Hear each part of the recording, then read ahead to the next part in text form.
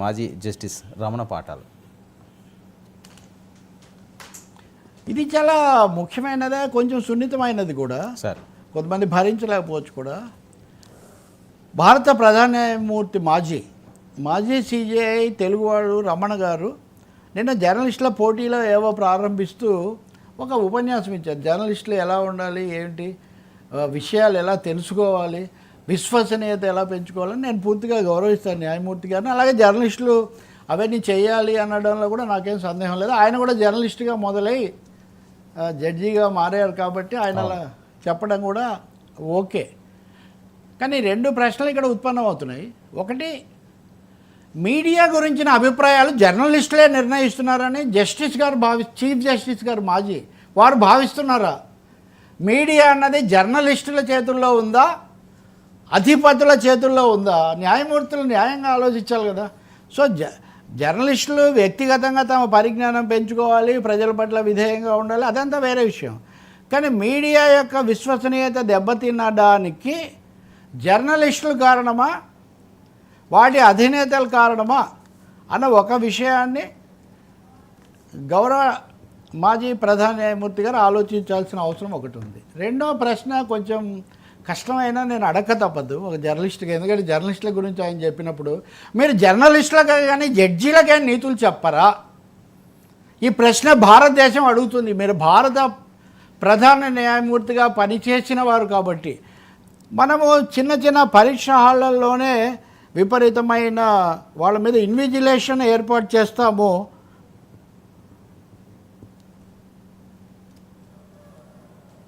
ఒక్క నిమిషం sir.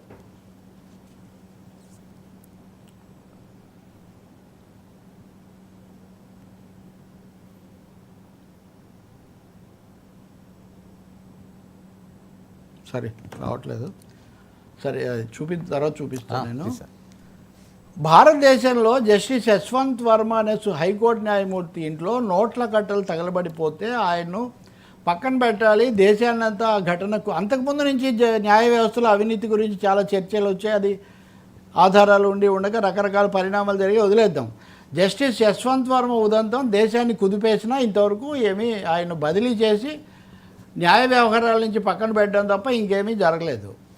Rape కేసులకు సంబంధించి మహిళల మీద ఇప్పటికీ హైకోర్టులు ముట్టుకుంటేనో ఏదో ఒక శరీర అవయవాలు స్పృశిస్తేనో అది రేప్ కిందికి రాదు అని ఒక హైకోర్టు వ్యాఖ్యానిస్తే సుప్రీంకోర్టు కదిలిపోయి ఇది మహిళలను చాలా అవమానపరిచే విషయం అని చెప్పింది. నిన్న ఇంకొక చోట ఇంకొక హైకోర్టు అసలు నీవు ఆ ఘటన జరిగినప్పుడు అలా చేయడం వల్ల నువ్వే సమస్యను ఆహ్వానించావు అనే ఆ విక్టిమ్ మీద చేసిన వ్యాఖ్యను కూడా సుప్రీంకోర్టు తప్పు పట్టింది. నేను ఇవి మొదటిది అవినీతికి సంబంధించి, రెండవది ఉన్నత న్యాయస్థానాల తీరుకు సంబంధించి చెప్పాను. మూడవది నేను చెప్పేది వింటే మీరు, కాపీ కొట్టినందుకు భారతదేశం మాజీ ప్రధాన న్యాయమూర్తిని సింగపూర్ సుప్రీంకోర్టు అధిక్షేపించిందండి.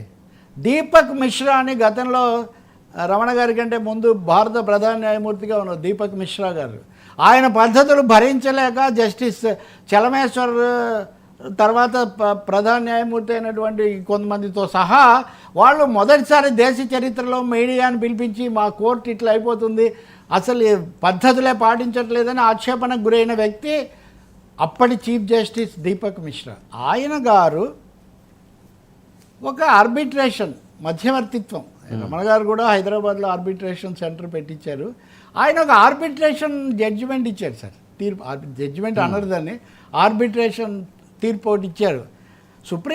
సింగపూర్ సుప్రీంకోర్టు దాన్ని పూర్తిగా బుట్టదాఖలా చేస్తూ ఇందులో దాదాపు 45% ఇంకొక తీర్పుకు కాపీ అని చెప్పింది.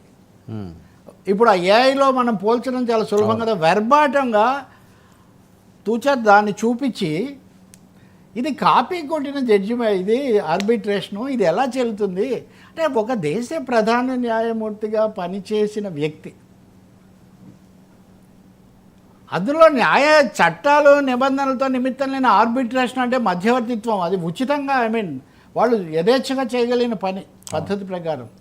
ఆయన హైకోర్టు తీర్పులో 50% అంటే ఒక ఇన్విజిలేషన్లో మీ పిల్లలో ఇంకొకరి పిల్లలో ఏదో కనిపిస్తారే. నేను చెప్పేది ఏంటంటే సిజేఐ రమణ గారు ఆ ఘటన జరిగాక చాలా చోట్ల మాజీ సిజేఐ రమణ గారు చాలా చోట్ల చాలా మాట్లాడారు, కానీ న్యాయ వ్యవస్థలో తయారైన ఈ అవ్యవస్థలు ఏంటి, ఈ ఆరోపణలు ఏంటి, అవినీతి ఆరోపణలు, కాపీ ఆరోపణలు,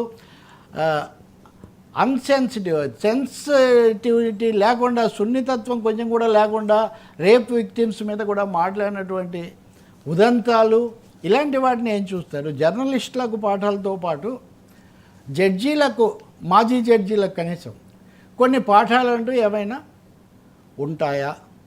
వీటి గురించి మటుకు కొంచెం దృష్టి సారించాలని, వారైతే తెలుగులో చెప్తే మనకు బాగా అర్థమవుతుంది కాబట్టి ఆ పని చేస్తాయి. ఎందుకంటే ఆయన రావిశాస్త్రిని వీళ్ళని కూడా కోట్ చేస్తుంటారు. నిజమే, రావిశాస్త్రి, బీనాదేవి లాంటి వాళ్ళు, అంటే నరసింహరావు గారు కూడా ఆయన జడ్జి, వాళ్ళు రాసిన పుస్తకాలు న్యాయశాస్త్రం మీద చాలా అద్భుతమైన అవగాహన ఇస్తాయి. ఆయన వాటిని ఎప్పుడూ కోట్ చేస్తుంటారు. ఇప్పుడున్న పరిస్థితుల్లో గౌరవ న్యాయమూర్తులు అటువంటివి చెప్తే చాలా బాగుంటుంది. జర్నలిస్టులు ఏముంది సార్, పూర్తి జర్నలిస్టులు ఆయన కూడా చెప్పారు 90% మందికి ఇళ్ళు ఉండదు, వాళ్ళు మరి అన్నీ లేని వాళ్ళు ఎన్ని నేర్చుకోగలుగుతారు అన్నది కూడా ఒక పెద్ద ప్రశ్న. నేను చెప్పిన దాంట్లో కోపతాపాలు ఏం లేవు, ఒక ఆవేదన ఉంది. దేశంలో అత్యున్నత న్యాయమూర్తులుగా చేసిన వాళ్ళకే ఇలా అయిందా ఏంటి, ఇలా అయింది ఏంటి అని. అలాగే ఇప్పుడు ఆర్బిట్రేషన్ అనేదాన్ని బాగా ప్రోత్సహించాలి అని అంటున్నప్పుడు, కేసీఆర్ ముఖ్యమంత్రిగా ఉండగా హైదరాబాద్లో కూడా పెద్ద కేంద్రం రమణ గారి చొరవతోనే ఏర్పాటు చేశారు. ఇలాంటి ఉదంతాలు జరగకుండా మనం ఏం జాగ్రత్తలు తీసుకోవాలి అన్నది కూడా, అంటే ఆయన ఏమంటారండి, సింగపూర్ సుప్రీంకోర్టు అభ్యంతరం ఏమంటే, మై లాస్ట్ పాయింట్, కాపీ కొట్టావు ఓకే, అది వేరే విషయం, కానీ అప్పటికే సిద్ధంగా ఉన్నది మీరు వాడుతున్నారంటే మీరు ప్రిజుడిస్డ్గా ఉన్నారు అని, మీరు ముందే ఒక అభిప్రాయానికి వచ్చి ఇది చెప్పారు అని అంటున్నారు. కాబట్టి ఇవన్నీ మన ప్రధాన స్రవంతి చర్చలోకి రాకుండా పోతున్నాయి.